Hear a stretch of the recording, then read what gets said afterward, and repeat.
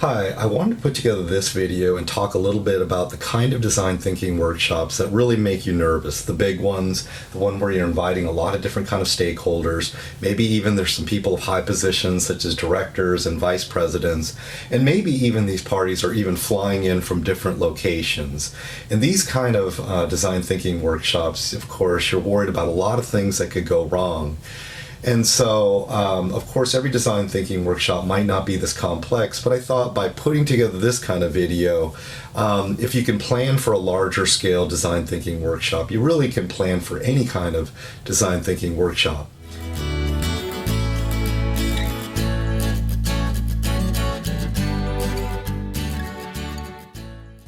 So I broke this video down into 4 parts, and that is there's outcomes, and what kind of outcomes do you want to achieve? You want to take a look at the people dynamics that you're going to be involved with. There's also the activities that you're going to be doing, and it's not just the design thinking activities, but you're going to want to put some thought into what kind of icebreakers, what's the cadence, what's the flow, how is the day running, and the timing. And the last one is you're going to want to take a look at the time. And when you look at the time, you're also going to want to take a look at what kind of energy are you putting into, or I should say that you're asking to get out of each participant. Okay, so number 1, what kind of outcomes do you want to achieve?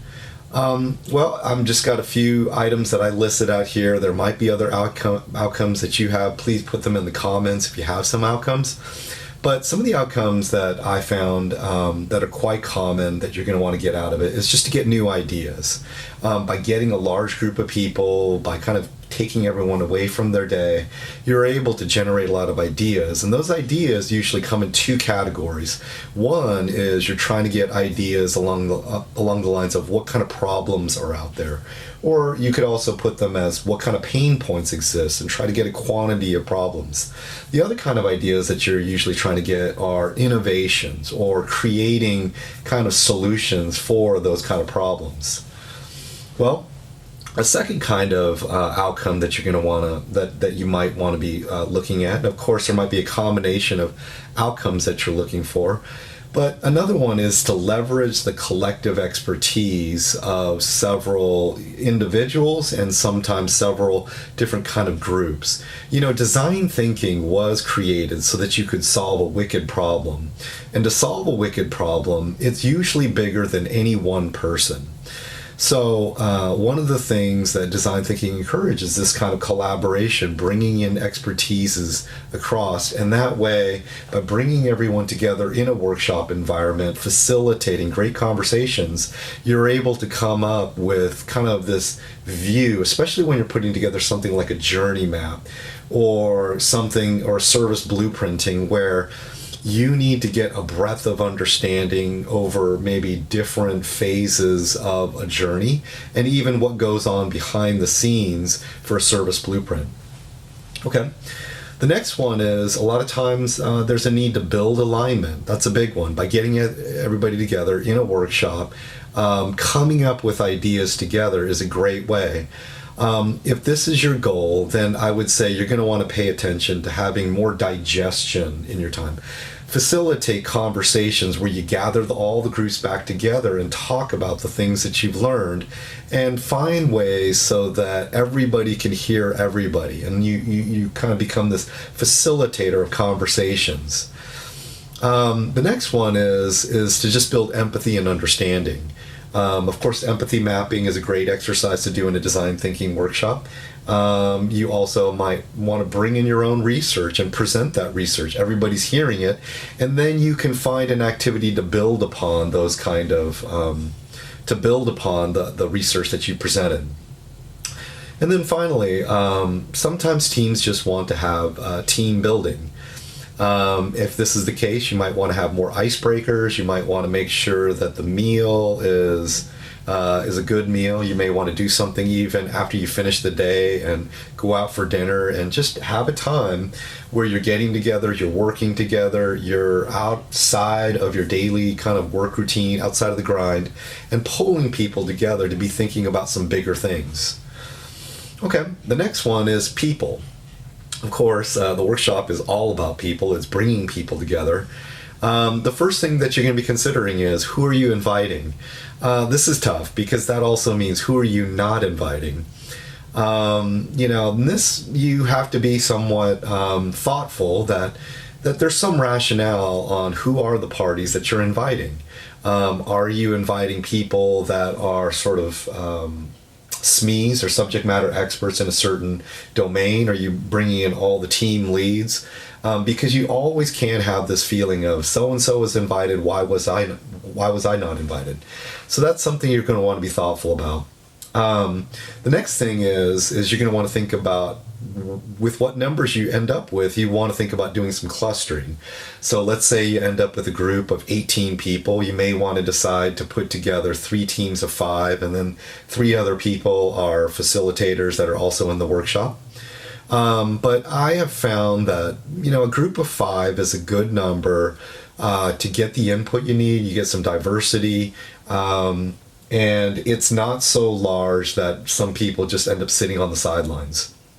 I think smaller is fine too, and based on the dynamics, if you have a group that's very lively, that you feel is going to do very well, even groups of 3, they may be very well-functioning clusters that do very well together.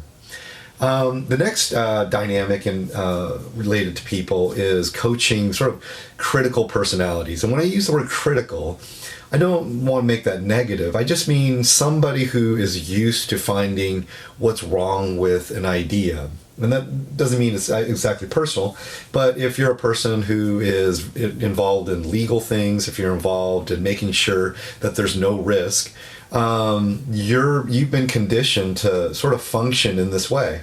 Well, during a design thinking workshop, you're really going to want to coach those people that, although you may be this kind of person, now is not the time to be critical. Now is the time to be generating ideas, to be celebrating others' ideas, and really just be focusing in on quantity. And that's why we use stickies in a design thinking workshop.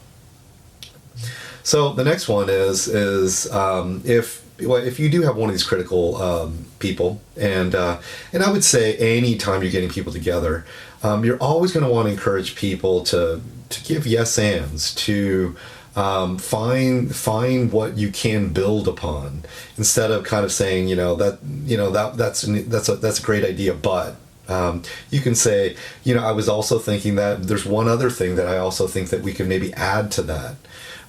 So encourage your teams to sort of embrace the spirit of collaboration.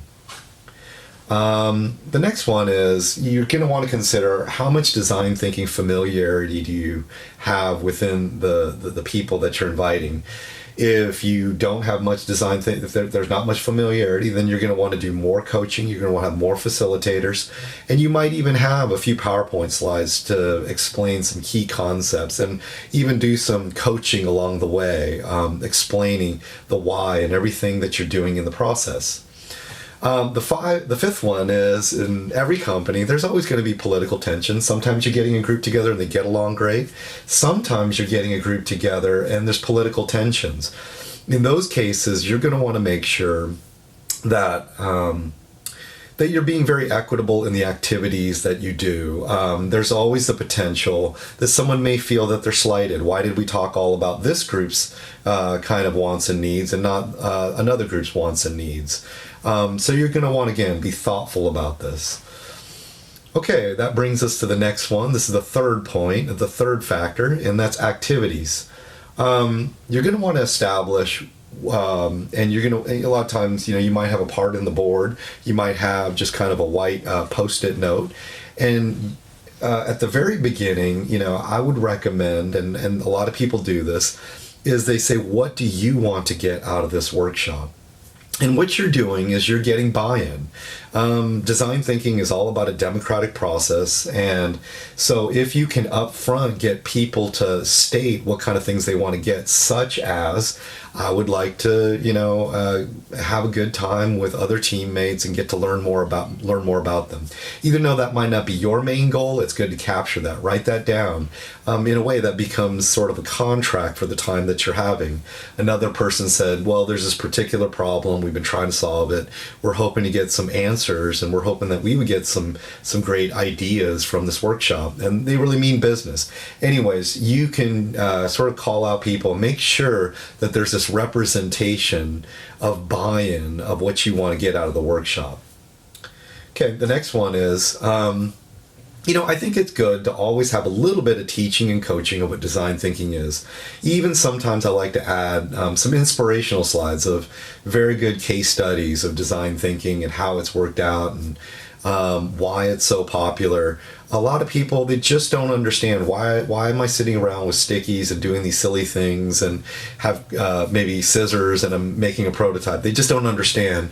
And so you're going to want to, have a little bit of education on why you are doing these kind of activities and what is the purpose of doing things that aren't according to my normal day-to-day expectation.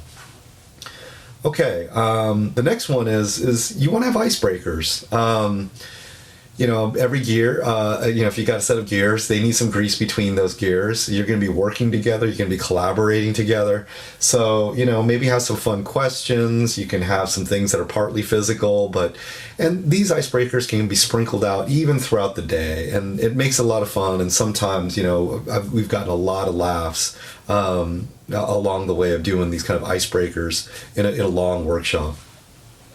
The last one I'm going to say is keep in mind that you might be doing your design thinking in conjunction with some other goals and agendas that other people have. The world may not be revolving around UX or design thinking, and so you might want to be in coordination with some others that want to do some presentation that's related to the business, strategy, could be forward-looking, But, it's a good idea to look at that agenda and also see, is there anything that you can kind of use out of that presentation that would maybe be a theme that you would pull into your design thinking workshop? Okay, so the fourth point is in the matter of coordinating schedules.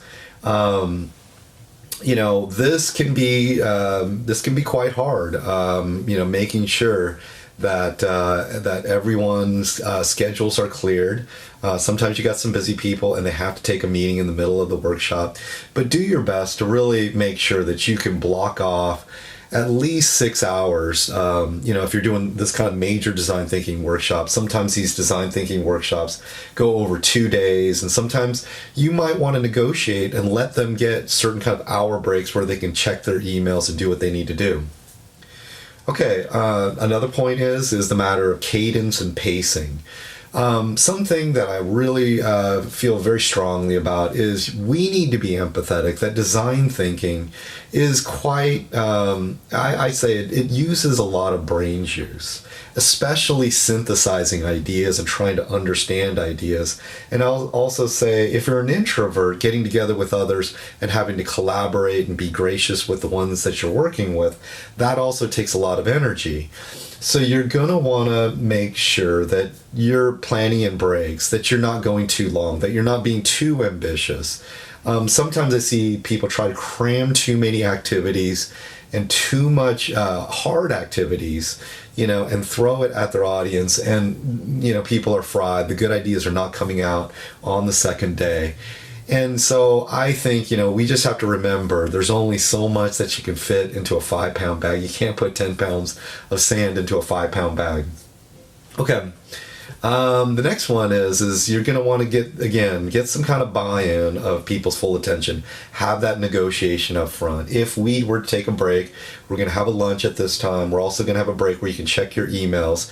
But here's the things that I'd like to get your buy-in in. Do you think we can accomplish these things? And by the end of the third kind of session that we have, we expect the teams to present your ideas. And so in this kind of way, and I think that little bit of nervousness, that pressure, that responsibility and accountability causes people to give more to the workshop. All right, the last one is to allocate time for digestion. I talked about this already, but it's good. Maybe you do an activity and then you bring all the groups back together, and everyone's sitting down, and now not only are you collaborating with your immediate team of 5 or your group of 5, then you're gathering everyone together, and you're kind of having some discussion. You might call somebody out.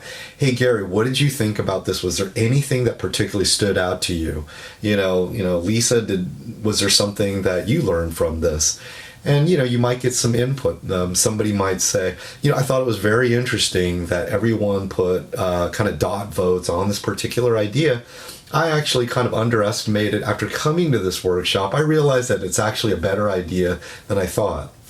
You also might get some input where a group was thinking that something was a great idea, they're ready to head forward with it, but after seeing 3 other ideas that are much better, they realized that their idea wasn't so good, or that it was going to just take too much effort for the kind of benefit that they were going to get from it.